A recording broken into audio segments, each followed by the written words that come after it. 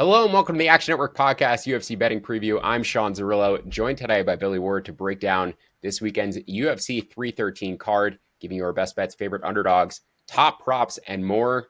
If you'd like to tail some of the bets that we discussed today, make sure to find the quick slip link in the podcast and the video description if you're watching on YouTube, or go to actionnetwork.com/bet now to find those quick slips. 12-fight card from the T-Mobile Arena in Las Vegas, Nevada. Prelim start at 6:30 p.m. Main card 10 Eastern on pay-per-view. The main event, Alex Pereira, Magomed Ankalaev for the light heavyweight title. About to pick him right now. Some spots you can find Ankalaev about minus 103, plus money last night. May flip again before fight time. A lot of flag planting on this fight. Billy and I have planted flags on either side of the matchup. I'll have a main event preview for this up on actionnetwork.com and in the Action Network app. But Billy, I'm going to go ahead and let you lead things off. Tell me why you're betting on Poatan season to continue this weekend. I mean, the biggest reason is I'm very tired of losing money betting against Alex Pereira. Like, it just doesn't work out. I don't know if it's, the intimidation factor or he's really just that much better than everyone. There's something that's really hard to, quantify or qualify about why he's so good, but it just keeps happening. And we've seen, everyone they've thrown at him. Roundtree gave him a tough fight, but we were never really worried that Roundtree was going to win. It was just more like, how badly can he lose or not lose by? And it's just the power he has and the ability to touch you. And we talk about it a lot of times with people that have to wrestle the whole fight to have a chance. They have to win basically all 25 minutes, where Pereira needs to win a 3-second exchange where he lands a big shot. The other thing I think that's getting a little bit overblown is we've all talked about, this is the only grappler he's going to face in the UFC. This is the only wrestler he's fought at light heavyweight. In 15 UFC fights, Ankalaev has landed multiple takedowns just twice. He's not Merab, right? He's a guy who mixes in some takedowns, but also prefers to strike. He might be able to get one or two. He might get some early. I don't think he's going to hold Pereira down the whole time. I don't think he really has the submission skills to truly threaten him with a finish. So it's just an incredibly narrow path to victory for Ankalaev, where he needs to steal a couple rounds with takedowns, maybe even win one on the feet, all while not getting knocked out by the guy who knocks everyone out. So I get the logic on Ankalaev and the reasoning behind it. It's just I can't get there myself. And then last factor, it is Ramadan right now, which seems to be messing with Ankalaev a little bit. There's been a lot of discussion about it. I don't know exactly, how much he's breaking his fast, what his diet and training has changed like. Even if it's just as simple as not being able to have your usual partners because they're observing Ramadan and not training, and you are, I could see that being a small factor here that plays in. I'm not betting it because of that necessarily, but it feels like a small data point to throw on. Yeah, the UFC has been clearly avoiding this matchup for a while for Pereira, letting him build up against fellow strikers. Now getting a pick and price on a grappler, a guy who can grapple anyway in Ankalaev, I think is the move. For me, it's the matchup I've been targeting for a while in terms of fading Alex Pereira. Generally bet on him to this point, other than the last Yuri fight due to the price adjustment. But I expected by the time this matchup came around, we'd have to lay minus 150, maybe higher on Ankalaev. Given the grappling upside, I actually think the striking here is going to be a lot closer than people expect. Ankalaev has a big durability edge, in my opinion. I know he was dropped by Thiago Santos in a fight, as you mentioned, that he didn't grapple when he probably should have, and he had the advantage.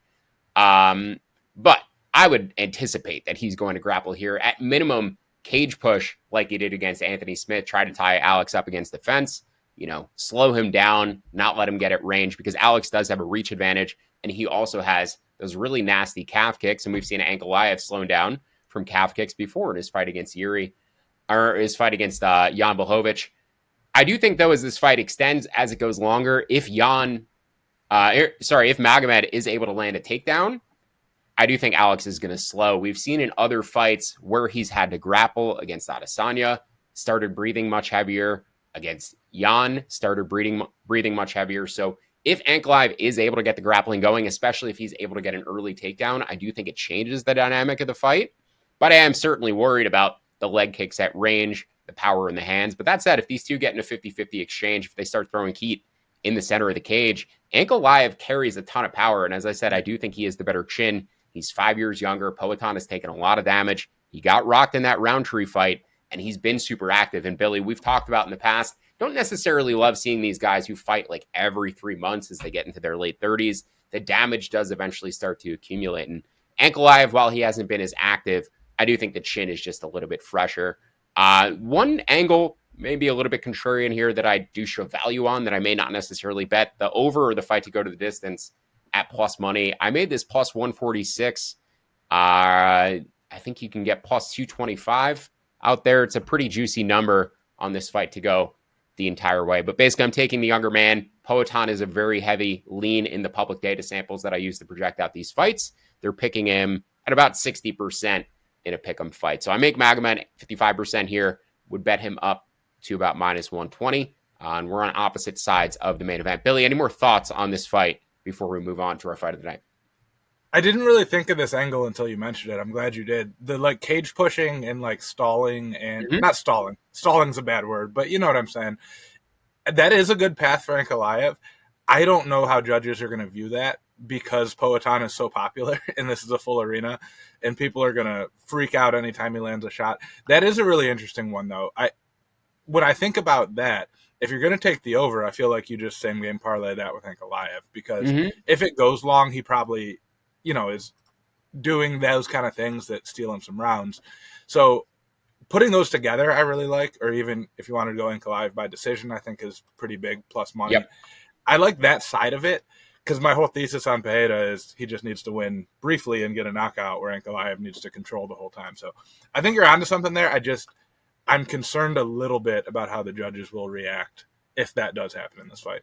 One other point I do want to make on the Poatan side, he's been grappling training with Glover Teixeira for like a while now. He did come over to MMA late. The grappling skill was basically non-existent. He was a white belt when he first came over. But every fight, you do see him getting a little bit more confident, starting to land a takedown of his own now, threatening a guillotine against Adesanya. Like, the confidence is clearly increasing in the grappling. I still don't know if it's at a level where I trust him against Ankalaev over 25 minutes to deny takedowns every single time or to scramble back to his feet if he does get taken down. But Ankalaev also isn't particularly, as you said, a potent submission threat, and he doesn't tend to pass positions or advance, that dramatically either. I don't really remember seeing him in mount at any point or holding back control for extended stretches against anybody. So he is powerful on top. I think if he can get the takedown, he can basically finish the round there, and that might be his round. And if you think about it from that perspective, if you give one round to Ankalaev grappling, Poatan does need to win, 3 of the other 4 striking in order to win the fight, if not knock him out. So that is, again, why I lean to the Ankalaev side. Give him a round for grappling. Let it play out the rest of the way. Let's move on to our fight of the night, though, and there's a number of really exciting fights on this card. We're going to go with the rematch between Justin Gaethje and Rafael Fiziev. Fiziev minus 160 in this fight. These two, though, fought back at UFC 286. Fiziev closed minus 225 in that fight. The fight was minus 215 to end inside the distance. This fight, the rematch, minus 130, and Fiziev coming off of an ACL repair. Gaethje coming off of that KO loss to Max Holloway, where he looked dead in the middle of the cage at the end of the fight. Took him a long time to get up and get out of there, and we weren't even sure whether we were going to see him again. So major chin concerns for Gaethje, athleticism decline coming off of an awful knockout loss like that. Fiziev, I don't necessarily think was even booked or preparing for a fight before he got this short notice call to replace Dan Hooker. So I do like Fiziev given the line adjustment. Gaethje is also super popular this week. The public is picking him to win about 60% of the time. It was the case in the first fight too, though, and Gaethje ended up being super competitive. Won the second and third rounds, though I think there is some debate as to whether Fiziev got the second round. But Gaethje was pulling away late. This is still a 3-round fight. Billy, you have a couple different angles you're playing on this. I really love the prop angle you gave out. When you talked about takedown props last week, I immediately thought of the Gaethje-Fiziev fight because I thought it might be a good angle for Gaethje, especially coming off of the knockout loss. Maybe try to mix in the grappling where you have the advantage. So go ahead and give me your angles on this fight. And I wanted to endorse that takedown prop because I love the number. Yeah, I'll start with that one. Justin Gaethje, I believe, has attempted 4 takedowns in his UFC career, which, double-digit fights. 3 of those were against Rafael Fiziev in their first fight. 3 of the 4, including the only one he landed. If you go back and watch that first fight with your sound like a little bit louder than you would normally watch a fight, you can hear his corner screaming at him to wrestle when Rafael lands on him and clips him a little bit. And it happens like 3 or 4 different times. I believe he tried 1 takedown in each round. The only one he got was in the third round. But that was like, it arguably sealed him the fight. It was, the more definitive moment. He got rocked a bunch of times, and he's coming off a bad knockout loss. And he was a D1 All-American. Like, we don't think of him as a wrestler, but obviously that's something he can do. He's talked about not wanting to take that kind of head trauma, saying he's going to retire if he takes another one. So it's all pointing that way, and it's like north of plus 200. I think it moved to plus 215. I got it at plus 200. Kind of anything over like 160, 170, I think is a good line on that. It's just, if there's ever a situation he's going to wrestle, this is absolutely it. And then I agree with you with Fiziev as the side. I'm going with knockout rather than submission, though, or rather than money line, for a couple of reasons. The first is, if his ACL is fully healed and he's back at 100%, and we've seen this damage done to Gaethje, I think he should knock him out if he's 100%. If he's not 100%, or his cardio's not there because it's short notice or any of those other things, I don't see Fiziev stealing a decision here. He faded in the later part of their first fight, and that was under much better circumstances than this. So I think he needs a finish to get the win, and those lines should be closer to each other. I agree with you that, if I could only take money lines, the 160 is fine. It's just, I think he kind of needs that finish, given that he's coming in on short notice. Really weird fight to handicap, because we've got Gaethje coming in, bad knockout loss, has openly kind of mulled over retirement in the media. All stuff we don't want to bet on, right? But then we also have a guy who hasn't fought in 18 months because he's tore his ACL, and we have no idea if he was in a camp, has done a camp, what his cardio's like, any of those things, if he's fully healed. Just for those reasons, I'd rather take a couple swings at some big plus money than lay the juice at minus 160. But I'm 100% with you. If I could only take money lines, that would be it all day. Just to return to the scoring in the first fight and why the dynamic between these two is kind of weird. Gaethje's the better boxer. He's going to land more head strikes. Fiziev, phenomenal body kicks, mixes them up to the head sometimes. But I think the body damage on Gaethje is the real issue, because Gaethje, even before the knockout loss to Holloway, was showing significant vulnerabilities to the body. His fight against Charles Oliveira in particular, a bunch of knees to the body, really weakened him up very quickly. He's always been much weaker to the body than he is to the head. Think back to his wars against Dustin Poirier. The first fight in particular, he got hurt to the body a number of times there. So Gaethje very vulnerable to those body kicks, probably going to get picked apart with them, provided Fiziev is back close to where he was prior to that ACL injury. So yes, I do like Fiziev on the money line, actually, as opposed to the KO prop, because I do think he can just tear Gaethje up with those body kicks.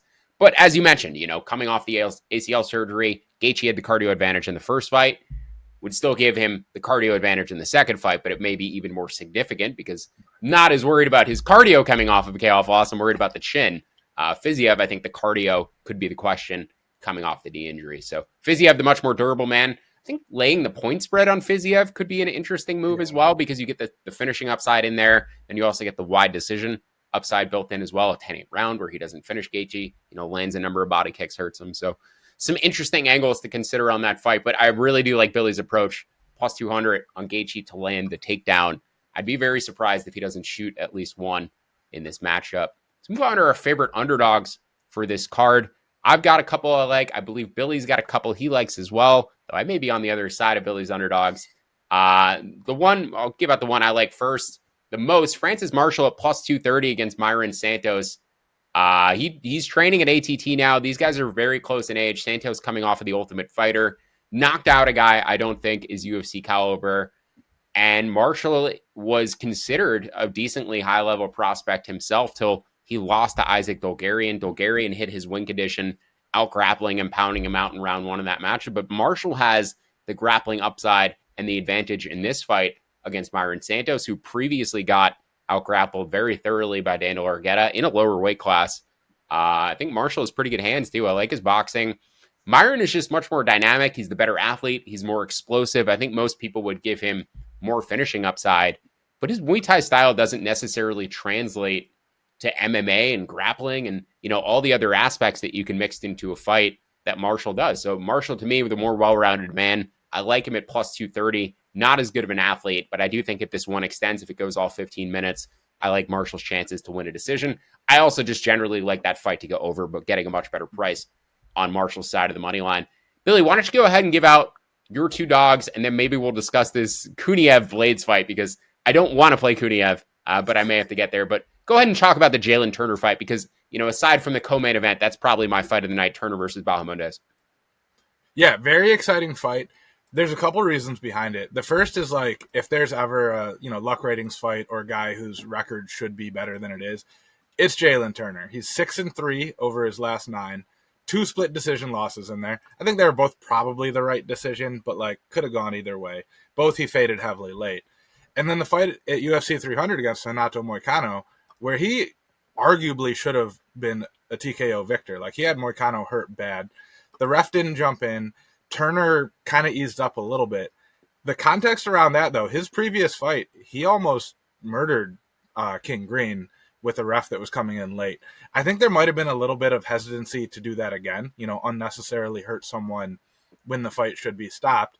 But he got a different ref this time who's a little bit slower on the trigger than he had against King Green. So you could argue that Jalen Turner was the better fighter that night. He should have won. And then, as he so often does, fell apart late when he didn't get the early finish, sold out trying to go for it at different points. And you can't let Moicano back in a fight. He's going to take that second chance. So looking back at his last 3 losses, like there's a case that he could have been on a 9-fight win streak coming in this against Nacho Bahamondes. Weirdly similar style fighter. They're both 6'3", I believe the tallest fighters in the lightweight division. I like Turner's power better. Nacho has, I think, more submission upside. Like he's got a few submission wins. He's got really good subs, but he doesn't initiate the grappling ever. So unless you are dumb enough to stick your head in there and get the Bravo chokes and the Darces that he likes to go for, it's not really a threat unless you allow it to be one. I don't think Turner's going to do that. I also think this is a super high variance fight because we've never seen either of these guys fight someone as tall as they are because that just doesn't exist. And given that variance, I like the plus money side. But with all that said, if Turner pushes, good pace early on, has his moments, and we see Nacho at big plus money, by all means, I'm jumping back in on Nacho at plus money. And the other underdog I'm giving out, very similar situation, Bruno Ferreira. All of his professional wins have been within the first 6.5 minutes. All of his UFC wins in the first round. Fighting Armen Petrosyan, both guys are kickboxers. Petrosyan, the better technical kickboxer. Bruno has more power and arguably more durability after Petrosyan took that double spinning back fist knockout. But he just doesn't have great cardio because he swings so hard and works real hard. Also, I would argue that Bruno might throw a takedown or 2 in here, which could also blow out the money line. So same exact concept. I like Bruno at plus money coming into the fight. If we get big plus money on the other side, arbitrage that back out. I know you're on the other side of that one, which you will get to a little bit later, but I think those are both spots where if you play this right, you can have plus money on both fighters and not really worry about the decision or how it ends up. Yeah, good analysis there. Let's stick with the Turner Bahamondes fight. As I said, this is probably my favorite fight on the card, and you keyed it up. Neither of these guys are used to facing somebody as big as them. They normally have the size advantage over their opponents. Now, both facing a guy who's 6'3", Turner a 2-inch reach advantage. Turner, as you said, the power advantage, but Bahamondes does have better cardio. He's won a 5-round decision regionally, better volume across a 15-minute fight. But Turner, likelier to hurt Bahamondes early. That said, Turner doesn't defend strikes at all. 41% striking defense. He's super hittable. Bahamondes probably the more technical guy when it comes down to it. Once they both get a little bit tired, I like Bahamondes' jab. I like his rangefinders with that teep kick. Turner is super powerful, throws really nice combinations when he's fresh. But that game, as you said, does fall apart as the fight extends. Curious to see how he approaches this fight because I do think he's the stronger man, but also I think he actually has the grappling upside between the two. I know you said you like Bahamondes' submissions. Turner has some nice submission game of his own. He also went to a new camp. I'm curious to see if he mixes in the grappling early and doesn't strike this one out. But if this fight does extend, I do like Bahamondes the longer it goes. I believe he's 8-1 to win in round 2, about 10-1 to win in round 3. I'm considering sprinkling both of those props. I also like Bahamondes on the money line. I think you'll get a better live price after round 1. But if he finishes Turner in round 1, I wouldn't be super surprised either, just given the striking defense on the Turner side. And Bahamondes has finished, I believe, each of his past 2 opponents in round 1. I typically view him as more of a builder, an attritional finisher, a guy who's going to put more volume on people as the fight extends. But he is getting guys out of there early, and I think he's showing better fight IQ in terms of avoiding early danger. So give me Bahamondes and over half a round, Bahamondes and over 1.5 rounds. Anything past the 3 or 4 minute mark, I think this eventually tips Ignacio's way.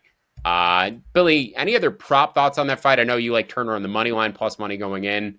Maybe fight ends by submission could be a cool way to play this because they both have submissions they could, latch onto each other. I want to see what the under is for this fight. I'm sure it's like out of range from where I would play it. In fact, I do lean to the over, if anything, but I think this is just going to be super high paced. It's minus 200 to end inside the distance, plus 150 to go to a decision. Is that a pass for you on the total? Yeah, I think so. I mean, I think it's more likely than not to end inside the distance, obviously, like based on those lines, but not super intrigued on either side, especially, given the wide spread on juice we have to pay on those. The only other thing I would say, not really a prop thought, but the quality of competition for Turner has been a lot higher than Nacho throughout the UFC. Like, if you look at the guys he fought, Moicano just fought for a title, beat King Green. Before that, Dan Hooker was supposed to be in the co-main event. Mateusz Gamrot looked like a possible title contender for a while in there, where they've brought Nacho along a little bit slower. Those first-round wins were Christos Giagos and Manuel Torres. Not bad fighters by any stretch, but not, the top 5 to 10 guys that Turner has fought. That doesn't mean he's better, but, if we think stuff like the significant strike defense and some of those numbers, it's going to be a little bit misleading just based on quality of competition. Wanted to talk about the Kuniev Blades fight briefly. I project value on Rizvan Kuniev. He's making his UFC debut, but he's a slow heavyweight. He's 4 inches, 4-inch discrepancy in terms of the reach advantage. Blades should be able to outstrike him. Just Blades is super boring at this point, and he has a terrible chin. And, being a more point style fighter with a bad chin is a very bad style to get through heavyweight matchups. I make this about minus 250 to end inside the distance. I think I made Kuniev about plus 225. So I lean inside the distance. I lean towards Kuniev. Probably prefer to lay the juice on the ends ITD because I think Blades could just get on top and pound him out, but not super excited about on this fight. Curious if you have any leans to the underdog or the ends inside the distance, or if it's just a straight up pass for you. I am not betting this one. I'm going to be really heavy on Blades for DFS because a guy who averages more than 5 takedowns per 15 minutes and has a ton of finishing upside, like you don't get that in the same fighter very often.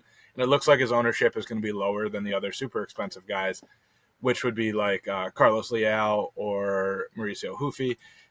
I don't think those guys are going to put up big points without, a first-round knockout. Blades is just as likely to finish it in the first round and has the takedown upside. So no bet for me, but I'll have a lot of exposure just on the DFS side with Blades. Let's move to our top props and talk about that Mauricio Hufi versus King Green fight. Hufi is 10 years younger than Bobby King. He's also has a 4-inch reach advantage. He's much faster. He's more powerful. And Bobby's striking defense is just getting worse as he's getting older. I think he's more willing to just jump at the pocket and try to throw. We saw that with the Drew Dober fight. That did not end up particularly well for him. And it's sort of gotten worse since then, since that first real bad KO loss. Hufi was super close in his last fight with James Yontop, but he put a bunch of damage on Yontop early, and I don't think Green is going to be able to absorb that damage and keep going. Now, Hufi, if he fights another guy who's super durable as the fight extends, like King Green, I think he could be in trouble in round 3 against anybody because his cardio, when he tried to go for a finish and wasn't able to get it, looked really bad. And I don't think in general he has great cardio. I don't think he necessarily gassed entirely because he wasn't able to finish James Yontop. I just think in general, he's a guy who's going to fade in the back half of fights and will not like him over 5 rounds. So very exciting fighter, gets a lot of Conor McGregor comparisons. And I think one in particular is that he's going to finish a lot of fighters early, but if he doesn't get them out of there in the first 7.5 minutes, the momentum is going to start going against them like it typically does in the McGregor fights. But I think Hufi by pull counter, knockout here, KO minus 103, under 1.5 plus 135. You could also same game parlay those together or bet him round 1 knockout at plus 290. I think any early Hufi iterations to finish this fight at plus money or even at slight juice, the way to go. Thoughts on that fight, Billy? And then we'll get to some of your top props as well.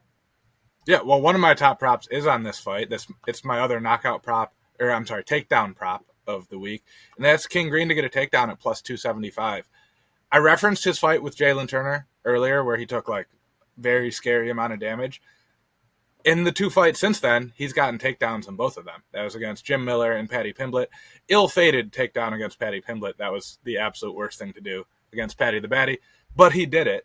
And if you look back over his career, we think of him as a striker, but he's averaged more than a takedown per 15 minutes in his UFC run. Or to phrase that differently, he averages more takedowns than Magomed Ankalaev, who we think of as this Dagestani, grappling machine.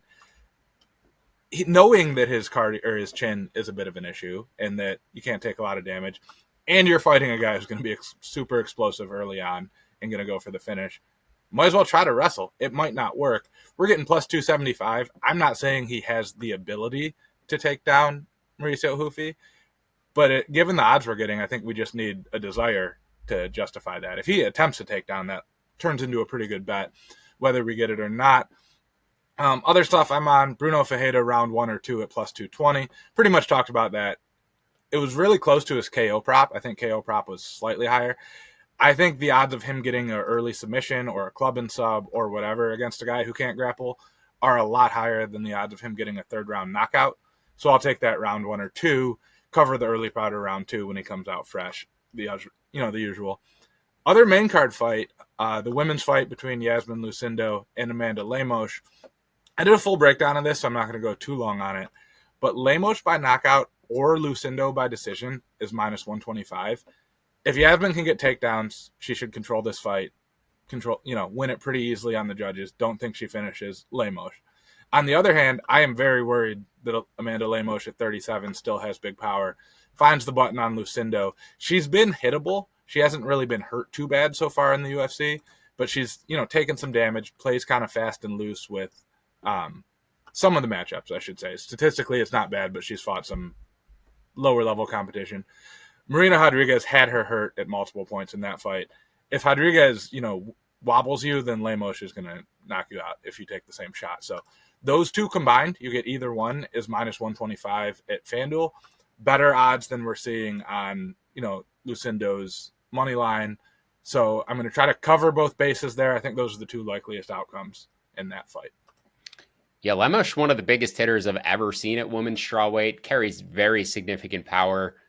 There is a 14-year age gap, though, between these two fighters, and Lemos has never had good cardio. So I do like Lucindo to wash her in the second and third round. Lucindo live after round 1. I'd be a little bit worried about your Lucindo decision ticket just because I think there's a chance she could win this in round 3 with a significant cardio advantage, especially if she's just thoroughly, washing the fight down the stretch. But like the Lemos KO angle, I think that's probably her only path to victory. I really don't see her winning. She has decent submission skills too, so that's certainly live, a guillotine, something like that after a takedown. But yeah, Lemos inside the distance, Lucindo pretty much any other way, and Lucindo live after round 1. Maybe a same game parlay with Lucindo and the over 1.5 could be a way to go if you can get a decent price adjustment on that. With March Madness right around the corner, now is the perfect time to get yourself an Action Pro account. Get real-time pick alerts from Stuckey, access to Sean Kerner's bracket, and more. With the 68 teams in the tournament, we're dropping the price for an Action Pro account to just $68 for an entire year. Visit actionnetwork.com/March to take advantage of this deal. You'll be covered for all of March Madness, the NBA, the upcoming baseball season, plus next college football and NFL seasons. So don't wait. Visit actionnetwork.com/March to sign up and save. Let's move on to our best bets. You're going with the first fight on the card, Jordan Santos versus Ozzy Diaz. I agree with you on this pick. I'm probably going to end up joining you on Jordan Santos. Why do you like him on the money line? Well, I will say this is certainly a final bet. It's by far not my favorite bet. I wish I had better analysis than this, but Ozzy Diaz is just, he's not UFC level. He's decent. His skills are okay. He's a 34-year-old, not a great athlete. Just kind of looks a step slower anytime you see him out there with UFC level guys. Knocked out by Joe Pyfer in the great B. Joe Pyfer moment we all remember. Just destroyed by Ming Yang Zhang in his last fight. And he has these skills, like the skill set to do well at a regional level against other, not super athletic, not high level guys. But he just doesn't look good out there against anyone else's UFC caliber. Hard to say for sure that Jordan Santos is that guy. But I was really high on Will Curry, who he beat over 15 minutes on the Contender Series. I thought Will Curry was going to win that fight and be like a decent prospect, and Santos made it look relatively easy. So just by kind of transitive property there, I'm okay with laying the roughly minus 2-1 on Jordan Santos.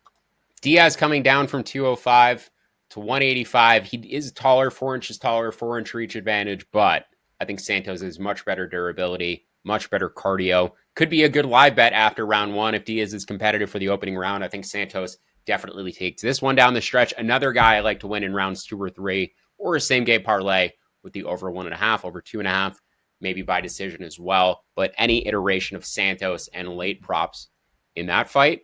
My best bet, other side of a fight that Billy talked about earlier, that Bruno Ferreira fight versus Armin Petrosian. Ferreira is a very public pick this week, a very public underdog. 65% of my public data sample selecting Ferreira to win this fight. Petrosian coming off of that double back fist knockout loss against the bad pirate, Magomed. Share a bullet. Yeah, share a bullet. So the bad pirate. The bad pirate. I mean, MVP fraud checked him hard. So Armin here, as you know, Billy said, is the bigger man, 4 inches taller, but Bruno does have a 1 inch reach advantage, and the striking exchanges, he's going to carry more power, but Petrosian is the more technical man, and I like him being back in the bigger cage here. He was in the bigger cage against that Cherubolo fight, but just in general, he's been stuck in the small cage sometimes, gotten into wars. That Hobocop fight was absolutely nuts. That's one of the best fights we've had in the past few years. Go back and watch that one if you just want a glorious war between two guys in the apex with nobody there to root for it, just, going to the death. But Ferreira, for my money, and I think this is where we disagree on the fight, Billy, I don't think Ferreira is super durable. I actually view their durability relatively equal, but I give Petrosian a big cardio advantage. So I think Ferreira, first half of the fight, he carries his power too, actually pretty late. So I wouldn't be surprised by an anytime knockout, but once Petrosian settles into the fight, once he starts winning minutes, I do think it goes downhill from there. So Petrosian live after round one, as Billy kind of said, maybe the best price on the favorite because the line may flip after round one. Ferreira's best round is likely the opening frame, but Armin live after round one, I think by decision of plus 240, probably a value bet. Minus 3.5 on the point spread could be interesting because I do give both guys relatively equal finishing upside, but I do think Armin has much more decision equity. But yeah, just in general, Armin, I think, is undervalued this week because the public is so heavily skewed towards Ferreira. And I get it because pre-fight, round one, plus money is enticing on a guy who's probably going to have his best success early. So Petrosian live after round one, but also taking some pre-fight at minus 135. Billy, a couple other fights we didn't get to on this card, 3 fights we didn't get to on this card. One in particular I want to talk about before we get out of here, the Josh Van Ray Zerillo fight, super binary. Zerillo, a really good grappler. Van, good at resisting grapplers early and then coming back with the boxing and putting damage on them in the second or third rounds. I think most people see this as Zerillo via early submission or Van via round 2 or round 3 knockout with the volume. Do you view that very similarly? If not, tell me why, but how are you planning on betting this fight, if at all? Yeah, I don't have a lot of faith in Ray Zerillo to actually get that submission early. He is a world-class Olympic-level wrestler who's kind of sort of doing MMA, but he's really just wrestling with little gloves on. Not that he can't get finishes against lower-level guys or whatever. He's knocked out some people or submitted some people on the road to the UFC. I don't put a lot of credence in that when you're fighting a guy like Josh Van. Not one that I'm betting. This is another fight I really like for DFS, especially cash games, because if Zerillo gets finished, the Zerillo side I should say, if Zerillo gets finished, it's probably later on, and he probably got some takedowns early and put up a decent floor. And if he wins, he probably got 76 takedowns in the fight and has a massive score, and you're not worried about it. Not a lot of cheap guys I like, and this is one that really makes a lot of lineups work. So, again, I think, if I really, really had to take the money line side at the price, it would probably be Zerillo and then try to come back on Josh Van live afterwards. But I just want my exposure via DFS because the floor is really high. There's some upside there, but you might not even need the upside just given the way this slate is working out. Just before we get out of here, I do want to mention the John Castaneda, Chris Gutierrez fight. It's about a pick'em. I don't think either of us have any particular betting thoughts on it, but Castaneda likely has the grappling upside. However, I do want to point out Gutierrez's recent fights have been in the apex. The full-size octagon should be much better for his style in general. He has that William Gomez style. He's going to touch you. He's going to run away, land some volume. If he can avoid the grappling from Castaneda, I think he wins the fight. He's the younger man. He should be faster. But I think Castaneda has the takedown upside and the grappling upside. So no bet for you there, right, Billy? No, I want to bet on Chris Gutierrez. I just can't. The fight came together so late. You don't know what either guy was up to or how this got here. That's enough to scare me off. I like El Guapo. I wish he went back to just being like a leg kick machine.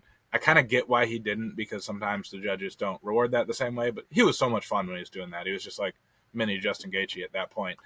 Haven't really seen that out of him in recent fights. I do think the big cage angle is a good point, though. Did not consider that when looking at his last couple. Yeah, if Gutierrez loses this one, he may go from a UFC main event to getting cut in a matter of 3 fights. Not a big finisher, doesn't have the most exciting style, and they've really moved him down the card and like clearly their own internal power rankings based upon his recent performances. So trying to give him tougher matchups, I think. But this was a short notice fight that came together late, so it's hard to say who accepted it second between them, but that'll do it for a UFC betting preview. You can find more UFC content from both Billy and myself, both on actionnetwork.com and in the Action Network app. And if you'd like to instantly tail some of the bets that we discussed today on the show, look out for the quick slip links, both in the podcast and the video description, or visit actionnetwork.com/bet right now. Don't forget to download the free award-winning Action Network app and sign up for Action Pro for immediate access to expert picks and analysis. Best of luck with your bets this weekend. Enjoy the violence. Thank you for listening.